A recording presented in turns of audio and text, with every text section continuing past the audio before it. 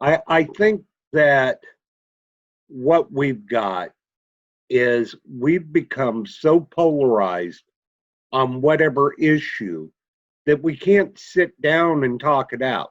Nobody wants to listen to anyone anymore. No one wants to discuss anymore. They just want to slam. Yeah, but Mark, that's kind of hard to do. If you're an African American man right now in this country, last thing, and I'm hearing this from a lot of young African American males in their teens and 20s.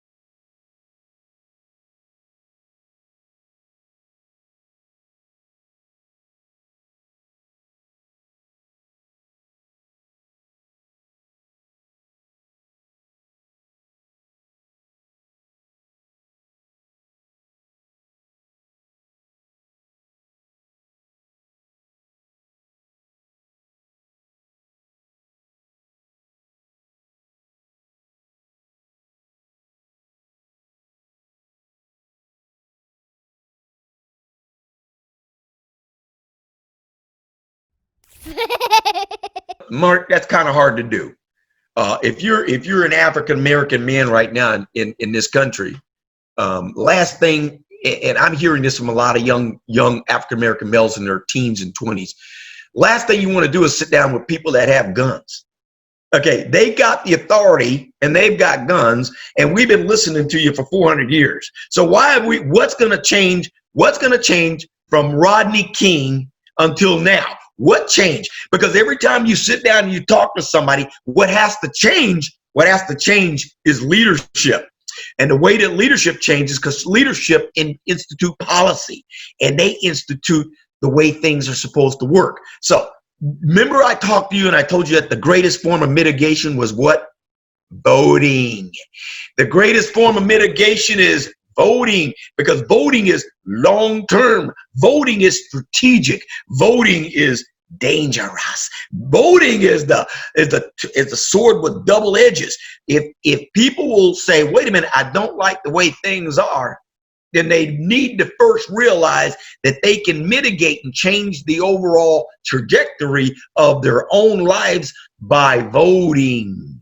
Well, yes, but not sitting down with the enemy.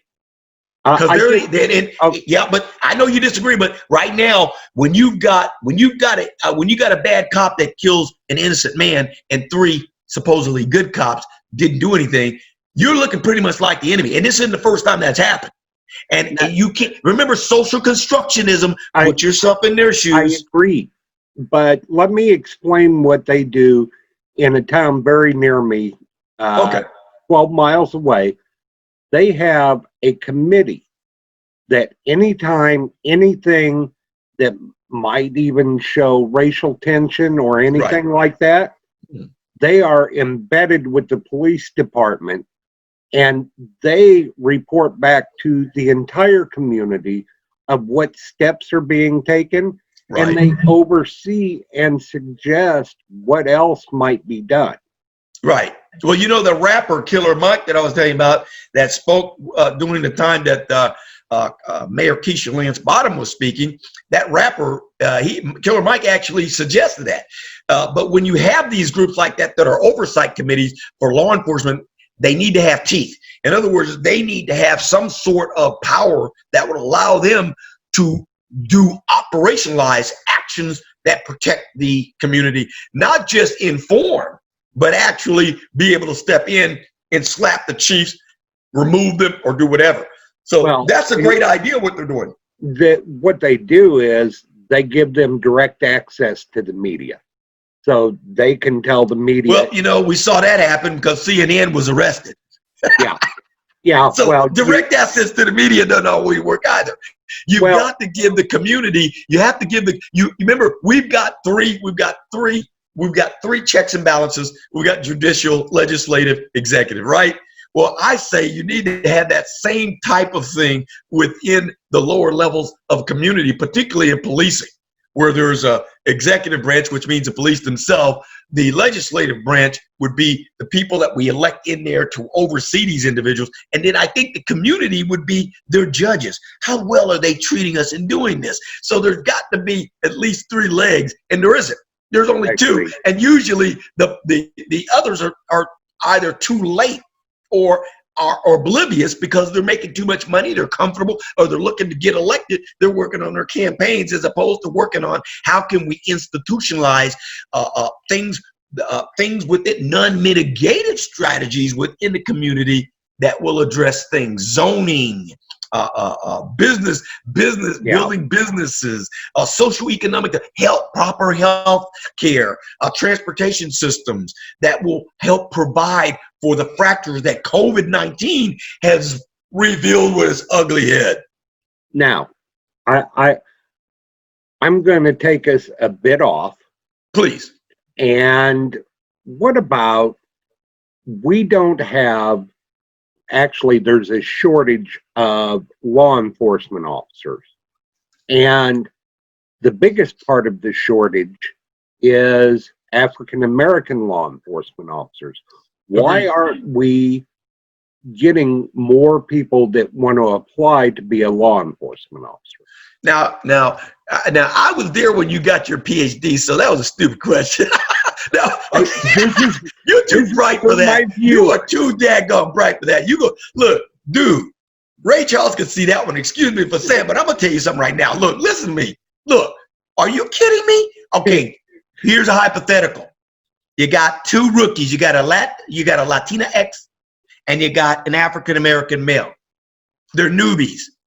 They're 2 of the cops that were with the seasoned cop that put his knee on the brother and snuffed him, and then the other cop is white. Do you think that those 2 are going to be accepted and brought within the situation, or should they say something? Does the name Serpico mean anything? Yeah. Well, why would you? Because the police departments and law enforcement, there are good officers. There are, but a lot of times those good officers are because of the culture of closed system societies, they are forced to not do what you and I or what some citizens would consider the proper thing. Because the more seasoned officers that have been embedded, the guy was on the force for 19 years. How did he last that long? Think about it. And they got a black police chief. Something's not right. Look, I'm an emergency. My specialty is emergency management, homeland security. You know what? They need to put an emergency manager in charge of police departments because there's an emergency right now. And we approach things differently.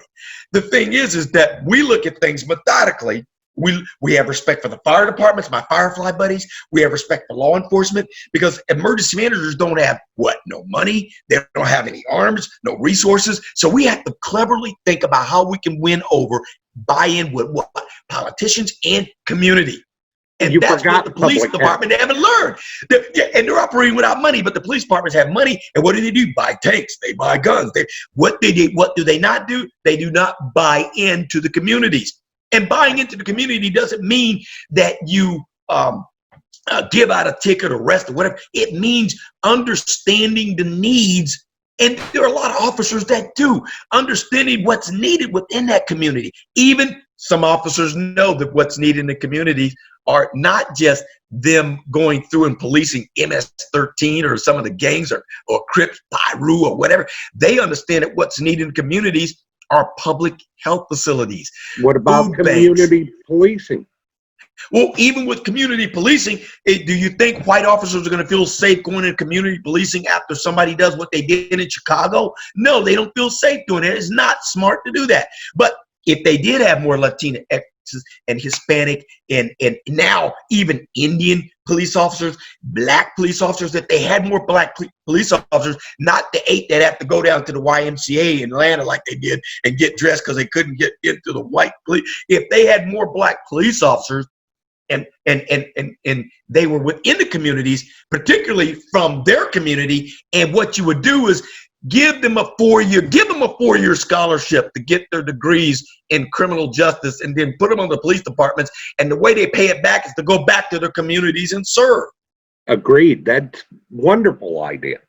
I mean, that's the way to incentivize. Say, if you can get your 4-year degree, and we're going to hire you, guaranteed job, 4-year degree, we're going to hire you, but you've got to do public service, and you go back to the community where you came from, where they know you, and you help your community out. Tell the police chief, tell the section captain, tell them what you need in your communities, and you do your public service there after you get your degree. They should be doing that with public health in a stronger way. They should be doing that across the board for law enforcement. If you've got Houston, Texas, Chicago, and if you bring those young kids out of the boroughs of New York and you say, you can get a degree in law enforcement, but this is your house. After you get that 4-year degree that we're going to pay for, you have to go back to where you came and help us. We don't want to weed you out. We want to grow you in. There's all kinds of things, but you got to do what? What do I do? Come out of the box. That's my thing. Come out of the box. Dr. Brown is known for coming out of the box. In my opinion, until we get a law enforcement agency that resembles the community, we are still going to have problems. Well, we've got some that do resemble the community, but that's not where the issue. But that's not where the issue is. The issue is when you have a city like Atlanta, with all the African Americans we have here, and there's supposed to be some pride here, and the things that happened last night happen. Whatever happens in little Jefferson City someplace really doesn't matter, because the world is watching this, and the nation is watching this, and it's setting a stage for just a cascading negative outcomes. So what needs to happen is there has to be strong leadership from the African American communities that step forward and say, this is what we're going to have, this is what we're not going to have, and this is what we're going to do. And I don't know you. Why are you here on my watch? I didn't invite you in my home. Why are you throwing that at that window? You're not one of us. Gang, he's out. He got to go. He's not. She's got to go. They're not a part of what we're trying to do here. Right. We cannot have a peaceful protest when there's not peaceful action. Now, you know how I feel. You know that I'm a conservative, and my leeway is conservative. But I don't believe political now. I know, but you know me. I don't believe in I don't believe in. I can't go there. I'm gonna leave it alone. Look, I'm just saying everything is political. It was political last night. We were sitting there talking about. We've been talking about extremists, white extremists. It's all political. You can't get away from it. The bottom line, the whole matter is that it has to become more systematic. Who called the protest? Why was the protest called? Who's in charge of the protest? When Elijah Cummings, bless his heart, was having his get-togethers and walking and peacefully protesting, we knew who was in charge. Yeah. When the police chief of Atlanta went down there and wanted to speak to the crowd and talk to them, whoever was in charge should have stepped forward and said, ma'am, we really appreciate your presence. This is kind of you. And we want to just have a forum where we can be heard. And those people making that noise behind us right now are not a part of us. Yeah. They're not a part of our group. Uh-oh, did I stop? Oh, no, I'm still recording. Okay, thought I stopped recording. Hey, I'm running out of time because I'm going to give you the same opportunity. Okay. That I give everyone else I interview. All righty. You're allowed to tell one Mark Warnick story, and I won't edit it. Okay, good. Okay, so years ago when Mark was working on his Ph.D., Mark, I believe it or not, now you folks won't believe this, but Mark lacked. He was a little insecure. He didn't believe in himself, and we had a conversation. I remember he and I were talking about what he should do next and how he should do it. And we were talking about SPSS and maybe looking into that. And I looked at Mark, and I was talking to him and I said, Mark, Stop whining. You're already a PhD. You're a seed. I've given you some water. Your mentor has given you some water, Dr. Dean Larson. He's giving you all the food you need. Just grow. I said, just tell us what you want to do and just do it. That's all that needed to be told to you. The next thing you know, I get a call from your mentor, from Dr. Larson, going, what did you do? I said nothing. I told him he was already a PhD. After that, it was over. After that, he just started doing PhD stuff. All you needed to be told was that this is your dance, Mark. You are the foremost expert on active shootings within houses of worship, within incident command systems, all of that within individuals who need help, the needy, special needs individuals. You are the foremost expert in emergency management in this country. I know that for a fact. But you needed to grab the tiger by the tail and just take it. And after I said, why are you telling us? We're just here to recommend things to you. Just go do your dissertation, get it done. And I'd be daggone if you didn't do it in record time. But that Mark Warner, nobody would ever even think that Dr. Warnick today was that guy I talked to back in 2000. I think it's 14. They would never even think that, because you now have not only gotten the tiger by the tail, you've slain that sucker. Thank you. You're welcome. I forgot to have you tell us your credentials and what you're an expert in. So please do that real quick. Sure. My name is Dr. Michael A. Brown. You can find me on LinkedIn. I'm the president of One World, One Way, the OWOW Foundation. It's a 501(c) out of Atlanta, Georgia. My background is I was an intelligence officer and also nuclear weapons officer in the United States Air Force. I've also been an entrepreneur, particularly in hospitality, hotel business. My specialty is seeing the dangers of technologies and also social vulnerabilities within social structures. I look at social structure. I'm almost an emergency management futurist. Remember, I was talking about the use of unmanned aircraft systems within our national airspace. I was talking to you about some of the other things that are starting to come to the forefront, robotics and so forth. So those are the things, but also institutions. You know, what is the difference between institutional racism, implicit bias, and just being damn ignorant? There's a big difference. But you also teach too. Oh yes, the biggest one. I'm the core faculty professor for emergency management at Capella University, a part of the SEI system, and we're one of the best institutions for learning emergency management or for learning anything that you're interested in, because we're all hands-on.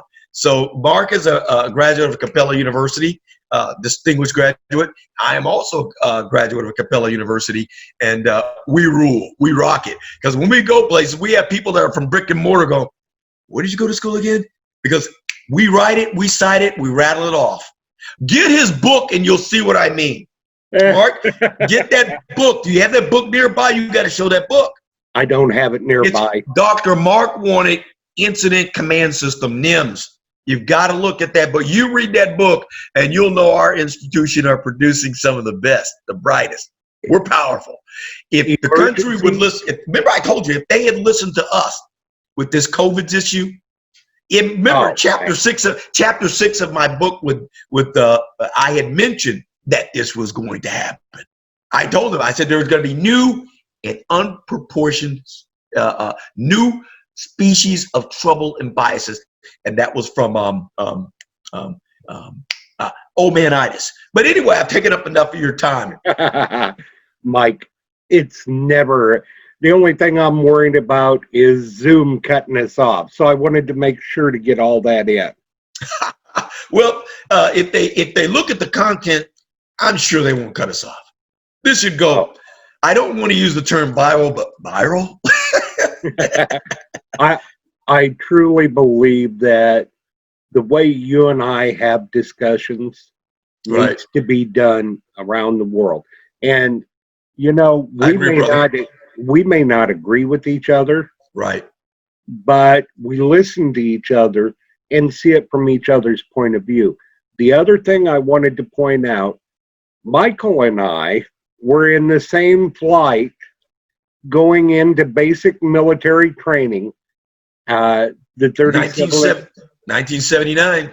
79. Yep.